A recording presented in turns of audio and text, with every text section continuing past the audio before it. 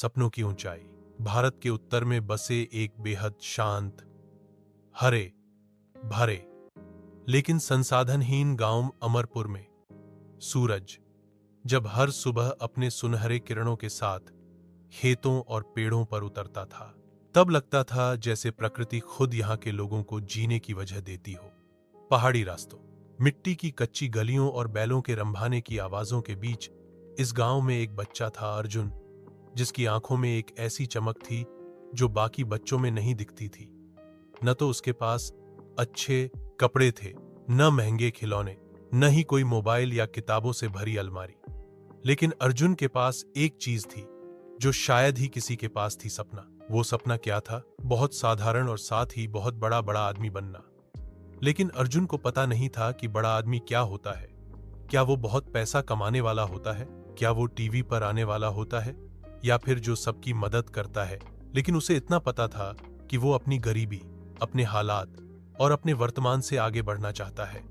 वो चाहता था कि उसके घर की छत पक्की हो, उसकी माँ को दूसरों के घरों में काम न करना पड़े और उसके पिता खेतों में बिना मशीनों के टूट न जाए। अर्जुन का बचपन खेतों, नदियों और धूल में बीता। उसका स्कूल पास के कस्बे में था, जहां वह रोज करीब 5 किलोमीटर पैदल चलकर पहुंचता था।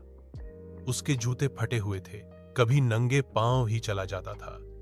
गर्मी हो या बारिश, अर्जुन कभी स्कूल से नहीं चूका। उसका मन पढ़ाई में इतना लगता था कि जब बाकी बच्चे छुट्टी की घंटी बजते ही भाग जाते, अर्जुन वहीं बैठा रहता, कुछ न कुछ पढ़ते हुए। उसके अध्यापक अक्सर हैरान हो जाते। एक बार उसके विज्ञान के शिक्षक ने उससे पूछा, तू इतना ध्यान से पढ़ता क्यों है अर्जुन? क्या करना चाहता है तू बड़ा होकर? अर्जुन ने सीधी सी बात कही, मास्टर जी, मैं ऐसा आदमी बनना चाहता हूं जो रोटी भी खाए और रोटी बांट भी सके। उनकी आंखों में आंसू आ गए।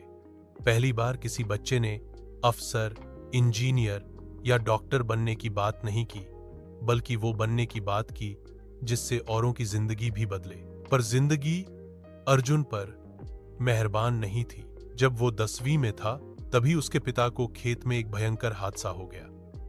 बैलगाड़ी पलट गई और उनकी रीढ़ की हड्डी टूट गई। अब घर का सारा बोझ उसकी मां पर आ गया। अर्जुन ने स्कूल छोड़ने की बात की, लेकिन उसकी मां ने मना कर दिया। उन्होंने कहा, अगर तू भी रुक गया तो फिर इस घर से कोई नहीं निकलेगा। तू बस पढ़, बाकी मैं देख लूंगी।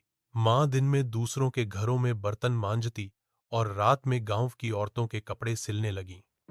अर्जुन को खुद से ज्यादा मां की चिंता होने लगी थी, इसलिए उसने भी गांव के एक ढाबे में बर्तन धोने का काम पकड़ लिया। दिन में स्कूल, दोपहर बाद ढाबा और रात को पढ़ाई। ये चलता रहा सालों तक। गर्मी की छुट्टियों में बाकी बच्चे घूमते थे, फिल्में देखते थे, लेकिन अर्जुन घंटों तक गांव की पुरानी लाइब्रेरी में बैठा रहता। वहां धूल भरी किताबें थीं, फटे हुए नक्शे और पुराने अखबार। पर अर्जुन उन्हीं में से विज्ञान के प्रयोग खोजता, गणित के सवाल सुलझाता और अंग्रेजी बोलने की कोशिश करता। वो खुद को उस इंसान में बदल रहा था जिसकी कोई कल्पना भी नहीं कर सकता था। एक दिन गांव में एक प्रतियोगिता हुई, best young scientist of village. Arjun ने अपने पुराने तवे और एक टूटे बल्ब से ऐसा मॉडल बनाया जिससे बिना बिजली के एक बल्ब जलाया जा सकता था। यह देखकर सभी चौंक गए। कस्बे के डीएम साहब उस दिन मेहमान थे। उन्होंने अर्जुन को मंच पर बुलाया और कहा, अगर तुम पढ़ाई छोड़ दो तो ये इस देश का नुकसान होगा। इसके बाद अर्जुन को छात्रवृत्ति मिली। वह पहली बार गांव से बाहर निकला, राजकीय इंटर कॉलेज देहरादून में पढ़ने के लिए। शहर उसके लिए बिल्कुल नया था।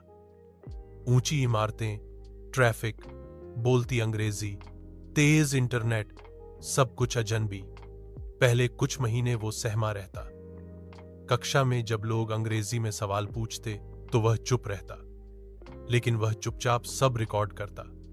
घर जाकर दोबारा सुनता, समझता और अगली सुबह सबसे बेहतर उत्तर देता। धीरे धीरे उसकी मेहनत सबकी जबान पर आ गई। वह साइंस फेयर में स्टेट लेवल तक गया। उसके बनाए सोलर वाटर प्यूरिफायर मॉडल को अंतरराष्ट्रीय स्तर पर भेजा गया। उसे ईट के प्रोफेसर का कॉल आया, हम तुम्हारे प्रोजेक्ट में दिलचस्पी रखते हैं। अब अर्जुन की जिंदगी तेजी से बदलने लगी थी। 12वीं में उसने टॉप किया, राज्य में पहला स्थान। फिर आईआईटी कानपुर में उसे स्कॉलरशिप के साथ दाखिला मिला। वहां उसने रोबोटिक्स और ऊर्जा प्रौद्योगिकी पर रिसर्च शुरू की। हर दिन उसकी आंखों में मां, गांव और वो मिट्टी का घर घूमता, और यही उसे रुकने नहीं देता। ईट में रहते हुए उसने एक इनोवेशन किया, कम लागत वाली सोलर बैटरी, जो गांवों में बिजली की समस्या हल कर सकती थी। ये प्रोजेक्ट इतना लोकप्रिय हुआ कि उसे अमेरिका की मिट यूनिवर्सिटी से कॉल आया, हम तुम्हें आमंत्रित करना चाहते हैं हमारे साथ रिसर्च करने के लिए। अर्जुन अब वो बच्चा नहीं था जो कभी ढाबे में बर्तन धोता था। वो अब भारत की उम्मीद था और गरीब बच्चों के लिए प्रेरणा। मिट पहुंचकर उसका सपना और बड़ा हुआ। उसने वहां की रिसर्च लैब में ग्रीन एनर्जी मशीन पर काम किया, जो बिना किसी तेल या गैस के सिर्फ कचरे से बिजली बनाती थी। उसकी तकनीक को उनने सराहा और पूरे अफ्रीका में लागू करने का प्रस्ताव रखा। अब अर्जुन दुनिया घूम रहा था, सम्मान पा रहा था, मीडिया में इंटरव्यू दे रहा था, पर उसने कभी अमरपुर को नहीं छोड़ा। उसने गांव में ज्ञानधारा संस्थान की स्थापना की, जहां हर गरीब बच्चा मुफ्त में पढ़ सकता था। वहां हर हफ्ते वीडियो कॉल के जरिए अर्जुन खुद पढ़ाने आता था। उसके द्वारा बनाए गए प्रोजेक्ट्स गांवों में मुफ्त दिए जाते थे। खेतों में काम करने वाले अब मशीनों से काम करते थे, और सब अर्जुन को गांव का हीरा कहते थे।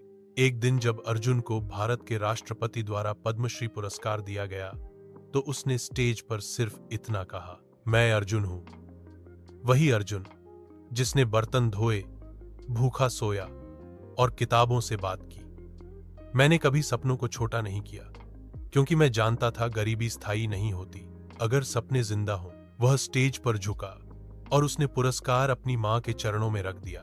भीड़ तालियों से गूंज उठी, लेकिन उसकी मां की आंखों में बस चुपचाप आंसू थे। वो आभार के नहीं थे, वो थे जो हर मां के भीतर सालों तक जमा होते हैं और फिर बेटे की उड़ान के साथ बह जाते हैं। सीख, हालात चाहे जैसे हों, अगर दिल में जिद हो और माथे पर मेहनत का पसीना, तो कोई भी मंजिल दूर नहीं। सपनों की ऊंचाई कोई नाप नहीं सकता, जब उड़ान जमीन से होती है और हौसला आसमान से टकराने का हो। अगर आप चाहें तो मैं इस कहानी की अगली पीढ़ी, अर्जुन के स्कूल से निकले बच्चों की सफलताएं और संघर्षों की गाथा भी एक बड़ी प्रेरणात्मक कहानी के रूप में साझा कर सकता हूं।